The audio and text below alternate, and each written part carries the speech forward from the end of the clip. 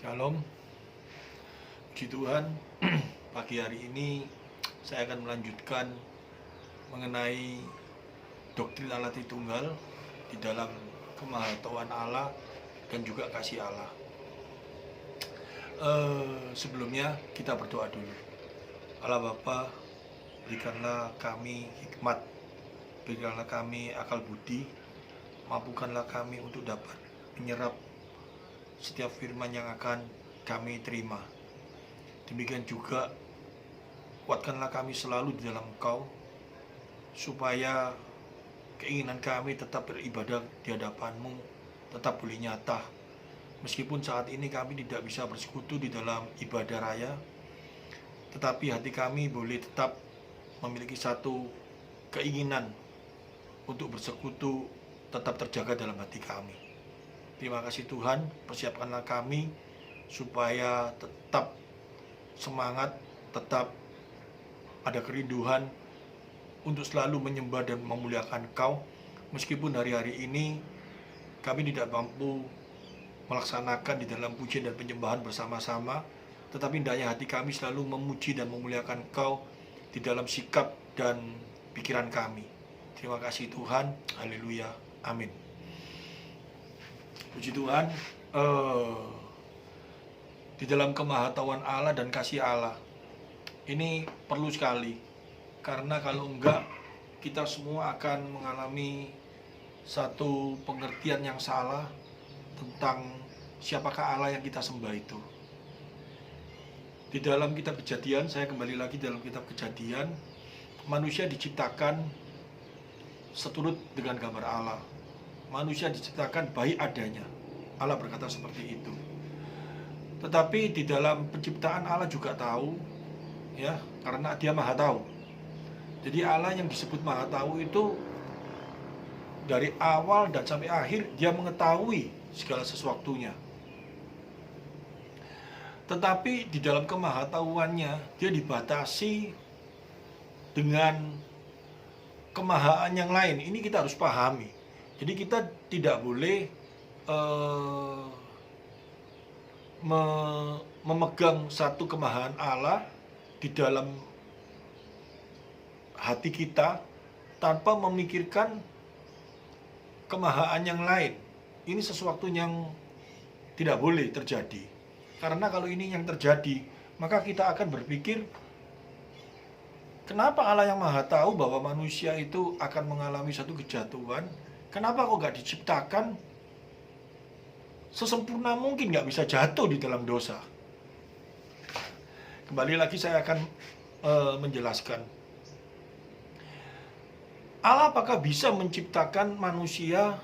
Dia kan maha kuasa. Dia kan berdaulat atas segala sesuatu.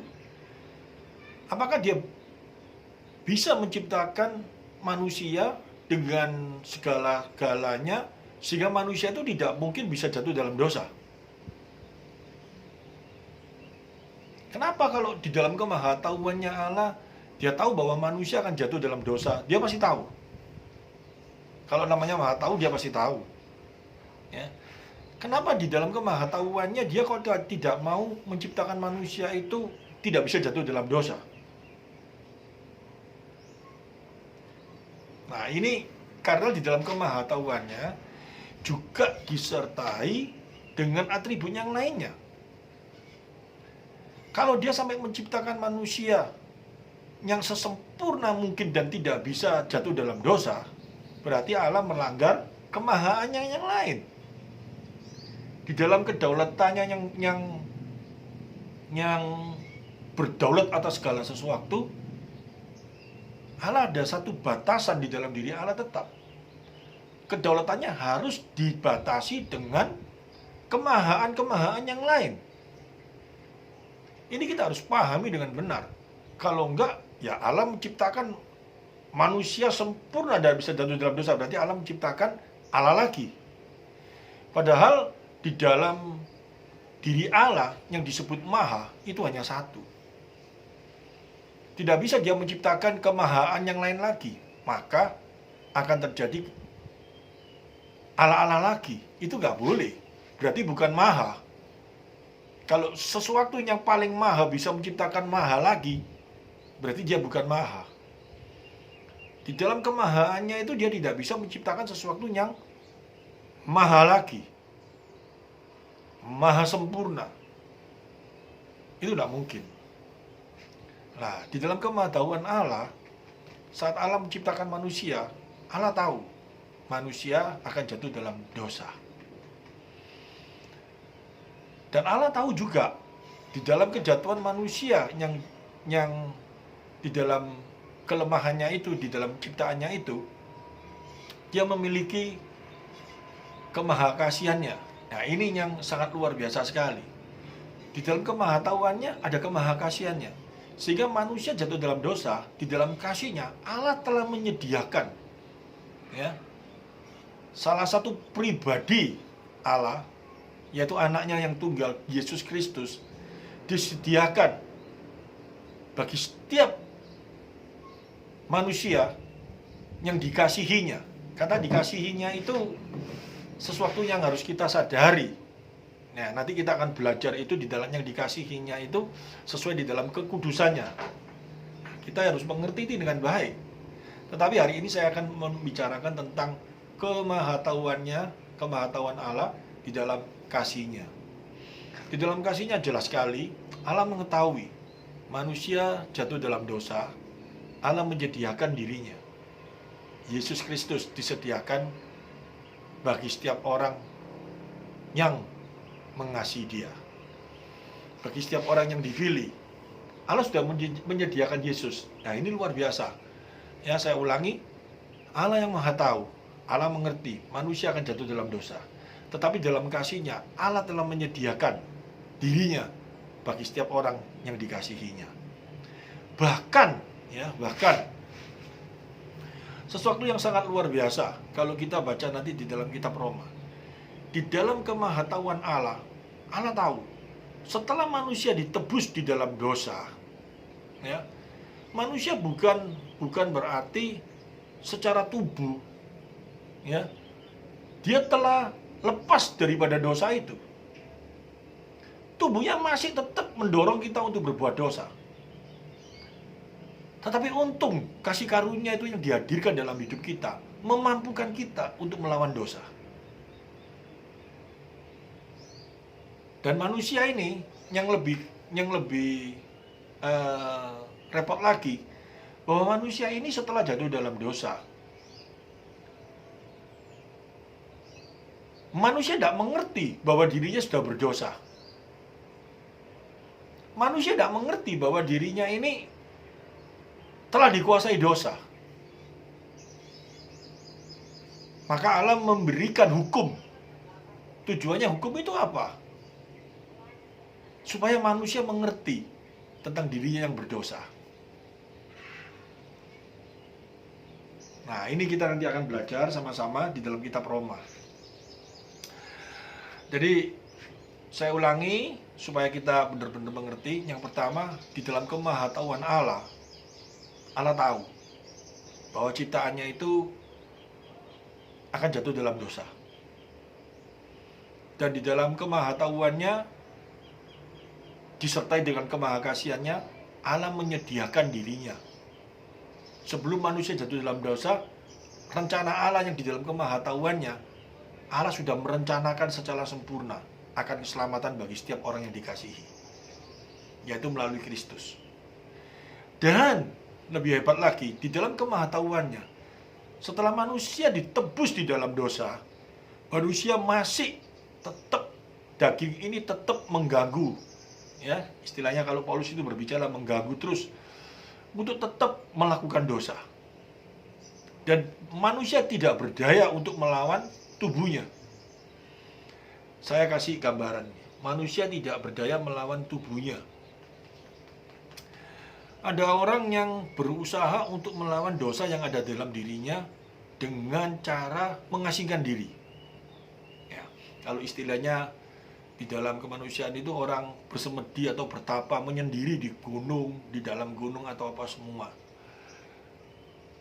Mungkin dia bisa dalam waktu 1-2 hari. Itu pikirannya dia kosongkan, ya, pikirannya dia kosongkan, dan dia berusaha untuk menyucikan dirinya.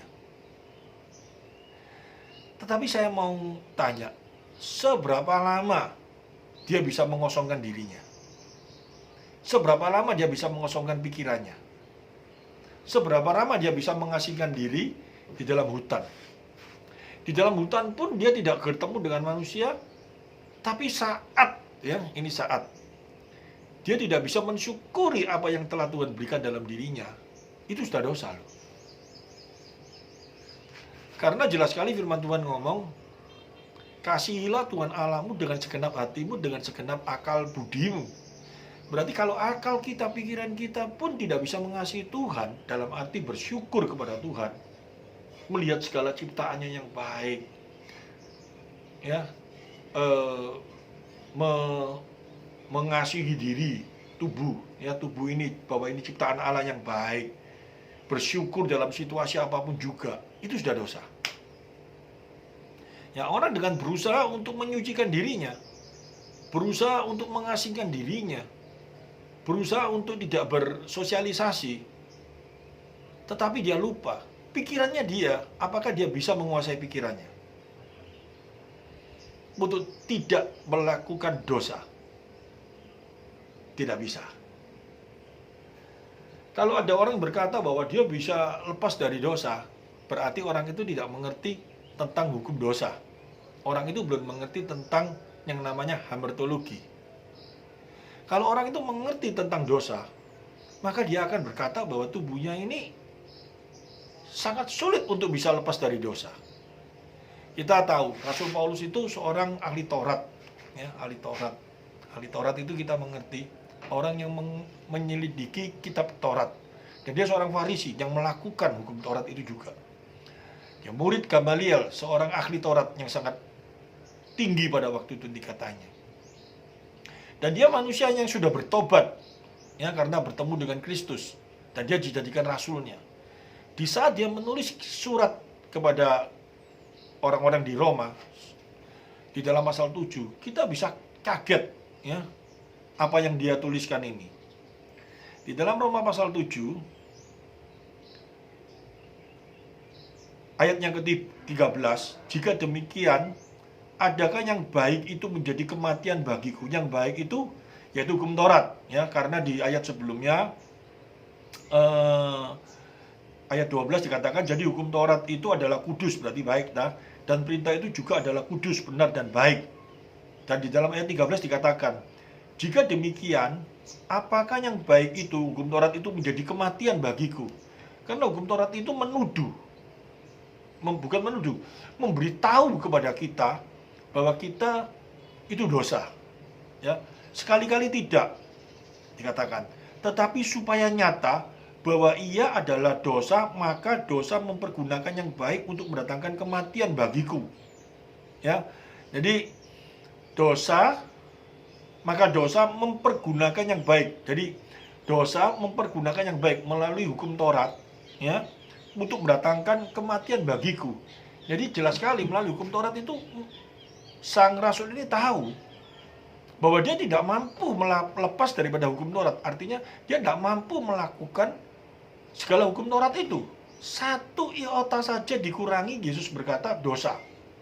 Apalagi nggak melakukan, itu dosa, ya, dikatakan mempergunakan baik untuk mendatangkan kematian bagi, supaya oleh perintah itu dosa lebih nyata lagi keadaannya sebagai dosa. Jadi melalui hukum Taurat itu orang makin tahu bahwa dirinya adalah manusia yang berdosa. Nah, pada waktu kita mengerti tentang bahwa dirinya ini, kita ini adalah manusia yang berdosa melalui hukum Taurat, kita mulai kehilangan daya. Bagaimana cara melepaskan diri daripada hukum Taurat itu? Saya kembalikan di dalam diri Allah, Allah yang maha tahu, di dalam maha kasihnya kita mengerti semuanya sekarang, bahwa di dalam kemahatahuannya dia tahu kok bahwa manusia itu tubuhnya lemah, bahwa manusia itu akan mengalami dosa. Ya, tetapi dalam kasih-Nya kita punya, Dia berikan dirinya untuk kita, yaitu Yesus Kristus. Ini satu pengertian yang harus kita pahami dengan baik. Di dalam kemahatauannya ada kasih-Nya. Kasih-Nya nyata. Yesus diberikan bagi setiap orang percaya. Sekarang saya teruskan. Kalau sekarang kita mulai mengerti tentang hukum Taurat yang dimaksud di dalam Roma pasal 7 ayat 13 ini, maka kita mulai berpikir, aduh, kalau gitu apa dayaku? Bahwa tubuhku ini tidak bisa dilawan dengan segala sesuatu. Tetapi kalau kita mengerti tentang hakikat Allah di dalam kemahatauannya, Allah menyediakan di dalam kasih-Nya melalui Kristus, maka ada sesuatu yang sangat luar biasa yang terjadi dalam pikiran kita. Ada satu pengharapan melalui Yesus. Jadi kemahatauannya ada kasih memberikan sebuah pengharapan dalam kehidupan kita. Kalau enggak, kalau kita pegang yang diajarkan selama ini, bahwa Allah menaruh buah pengetahuan baik dan jahat, karena Allah memberikan kebebasan kepada manusia. Setelah manusia jatuh dalam dosa, baru Allah menyediakan segala sesuatu. Berarti Allah tidak maha tahu. Berarti kasih-Nya Allah tidak ada. Kenapa kasih-Nya Allah tidak ada? Karena Dia tahu, ya, kalau Dia maha tahu, Dia tahu manusia itu pasti jatuh dalam dosa. Ya. Kenapa Dia mencobai manusia? Kasih-Nya di mana? Ini pertanyaan saya. Coba kita pikirkan. Kalau seumpama kita punya seorang anak, kita tahu bahwa anak kita ini kalau minum es, pasti dia batuk dan dia sakit. Dan kita juga tahu, karena dia anak kecil pasti belum mengerti apa-apa. Kalau dikasih es krim, meskipun dia sakit tetap dimakan. Masa kita tetap memberikan dia es krim itu, ya, tanpa kita pikirkan nanti akibatnya, pasti dia makan, dan kita tidak memiliki satu obat untuk menyembuhkannya, dan kita lihat apakah dia menurut dengan kita atau enggak, bahwa kalau kita ngomong es krim tidak boleh dimakan, tapi kita tahu di depannya itu es krim, dan kita tahu dia pasti makan, dan kita tetap memberikan es krim itu kepada anak kita, apakah kita bisa disebut bapak yang baik? Pertanyaan saya seperti gitu aja. Kalau di dalam diri Allah ingin memberikan kebebasan kepada manusia, tetapi Allah tahu bahwa manusia itu pasti jatuh dalam dosa, dan Dia tetap berikan, apakah Allah bisa disebut Allah kasih dan Allah itu baik?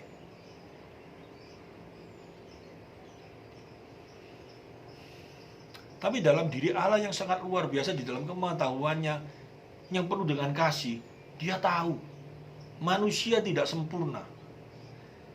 Tetapi di dalam kasih-Nya yang begitu besar, Dia ingin memberikan dirinya, supaya melalui dirinya manusia menerima kesempurnaan di dalam Kristus, dan akhirnya memperoleh hidup kekal. Akhirnya memperoleh satu jaminan melalui diri Kristus. Ini kemahatauan di dalam kasih, kalau kita mau menyelidiki ini dengan dalam. Ya, saya bacakan ayat selanjutnya. Sebab kita tahu bahwa hukum Taurat adalah rohani, tetapi aku bersifat daging, terjual di bawah kuasa dosa. Yang ngomong ini Rasul Paulus loh, yang sudah percaya Yesus, yang sudah menjadi rasulnya. Dia berkata, tetapi aku bersifat daging, terjual di bawah kuasa dosa. Dia sudah ditebus melalui Kristus, tetapi jelas tubuhnya dia ini masih lemah, masih terbatas. Ya, dia masih bisa jatuh dalam dosa. Sehingga kalau ada orang berkata setelah dia menerima Kristus dia tidak pernah jatuh dalam dosa, maka di dalam kitab Yohanes, surat Yohanes yang ke-1 ayat yang ke-3, mungkin saya lupa ya, dikatakan, jika seorang berkata bahwa dirinya tidak ada dosa, maka orang itu sama saja tidak ada firman dalam dirinya. Berarti orang itu belum mengerti firman Tuhan. Karena sang rasul pun, ya, Rasul Paulus, saat dia sudah mengenal Kristus, saat dia sudah menjadi rasulnya, pertama kali di dalam Kisah Rasul dia berkata apa? Aku di antara para orang kudus, aku di antara para rasul, aku adalah yang paling berdosa.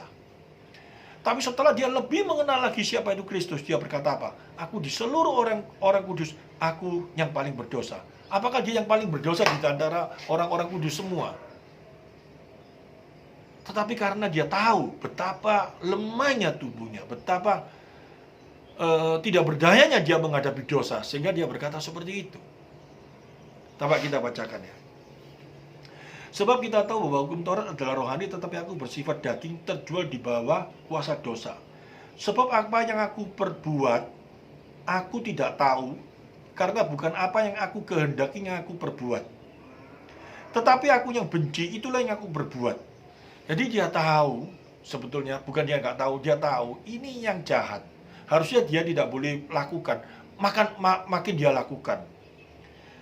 Dikatakan, jadi jika aku berbuat apa yang tidak aku kehendaki, aku menyetujui bahwa hukum Taurat itu baik. Kalau demikian bukankah aku lagi yang berbuatnya, tetapi dosa yang ada di dalam aku. Sebab aku tahu bahwa di dalam aku, yaitu di dalam aku sebagai manusia, tidak ada sesuatu yang baik. Sebab kehendak memang ada di dalam aku, tetapi bukan hal berbuat apa yang baik. Artinya, dia tahu kehendaknya baik, tetapi dia tidak lakukan yang baik. Sebab bukan apa yang aku kehendaki, yaitu yang baik yang aku perbuat. Ya, saya ulangi ayat 19. Sebab bukan apa yang aku kehendaki, yaitu yang baik yang aku perbuat, melainkan apa yang tidak aku kehendaki. Ya, dia sudah mengerti bahwa ini tidak boleh, karena dia tahu ini jahat. Dia mengerti ini yang baik, tapi dia tidak lakukan hal yang baik, malah yang jahat yang dia perbuat. Nah, ini terjawab toh sudah di dalam kitab Kejadian saat manusia tidak boleh makan buah pengetahuan baik dan jahat. Ya, iblisnya memutarkan balikan perkataan firman Tuhan, di mana Allah berkata, jangan kamu makan buah pengetahuan baik dan jahat ini, kalau kamu makan kamu mati. Tetapi iblis dengan liciknya dia memutarbalikan, seolah-olah Allah nggak tahu, seolah-olah Allah itu tidak ada kasih, seolah-olah Allah itu takut kesaingan dengan manusia. Ya, saya ulangi yang minggu lalu, bahwa kalau kamu makan kamu akan seperti Allah, oleh karena itu sama Allah nggak boleh.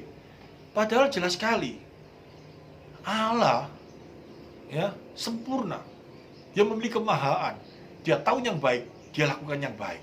Dia tahu yang jahat, dia tidak mau lakukan. Tetapi manusia setelah memiliki pengetahuan baik dan jahat, dia tahu yang baik, dia tidak lakukan, malah yang jahat yang dia lakukan. Nyata sekali. Ya, kita sudah tahu kok sekarang, ya, yang baik itu menurut firman Tuhan, tapi kita sering jatuh dalam dosa. Dan kita tidak berdaya untuk melawan dosa itu. Saya mulai berpikir lagi. Kalau Allah di dalam kemahatauannya, ya, dia tidak disertai dengan kasihnya, betapa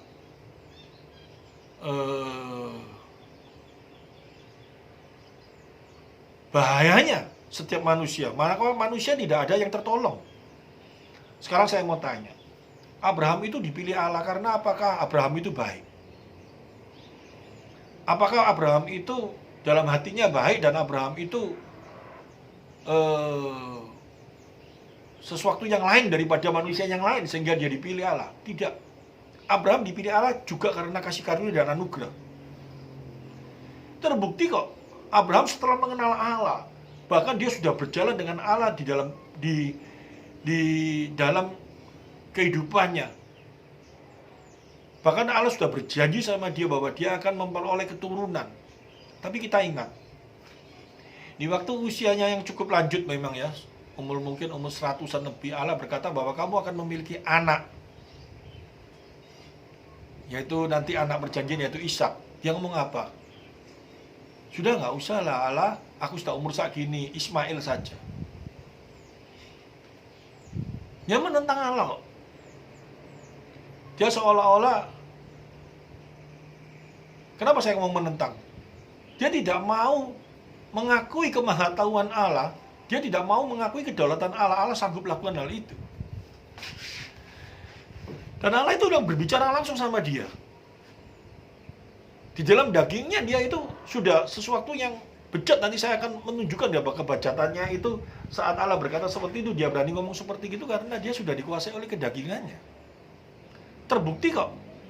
Pada saat Allah berkata seperti itu, dia tertawa dan dia ngomong, ya Sarah sudah mati haid, gak mungkin punya anak, gini semua.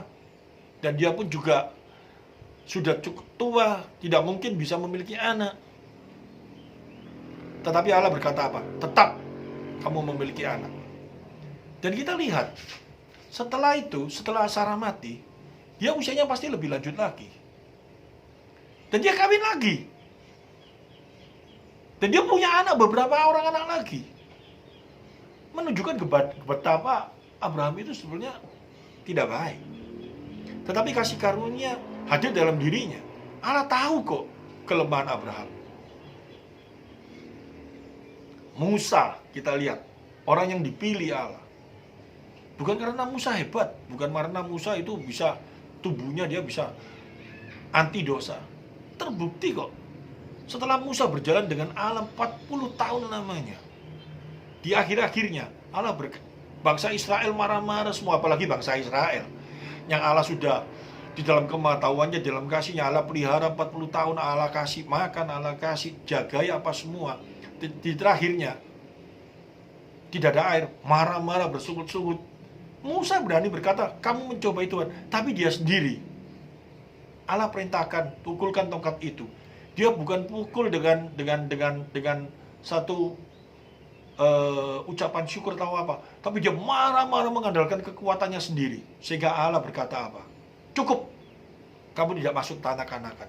Ini menunjukkan apa? Di dalam kasih Allah, Allah tahu segala manusia di dalam keberobokannya, tapi Allah pilih, Allah kasihi. Ini sesuatu yang sangat luar biasa. Banyak sekali, bahkan dalam perjanjian baru, Petrus dikatakan munafik apa semua. Banyak orang-orang yang seperti itu, tapi Allah kasihi.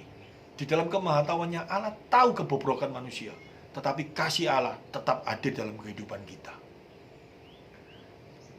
Dikatakan, jadi jika aku berbuat apa yang tidak aku kehendaki, aku menyetujui bahwa hukum Taurat itu baik. Ayat 19 ya, sebab bukan apa yang aku kehendaki, yaitu yang baik yang aku berbuat, melainkan apa yang tidak aku kehendaki, yaitu yang jahat yang aku berbuat. Jadi jika aku berbuat apa yang tidak aku kehendaki, maka bukan lagi aku yang memperbuatnya, tetapi dosa yang diam di dalam aku.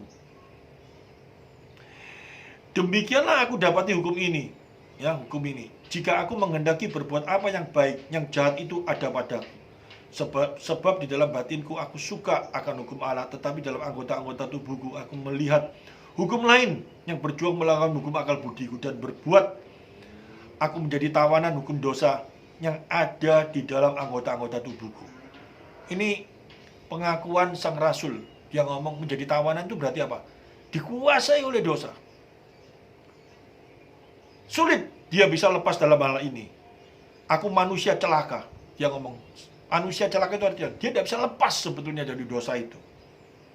Siapa yang akan melepaskan aku dari tubuh maut ini? Syukur kepada Allah oleh Yesus Kristus Tuhan kita. Puji Tuhan. Dia mengakui, dia tidak mungkin bisa lepas dari kuasa dosa ini. Tapi puji Tuhan, dia memiliki Yesus yang memampukan dia untuk menang atas dosa.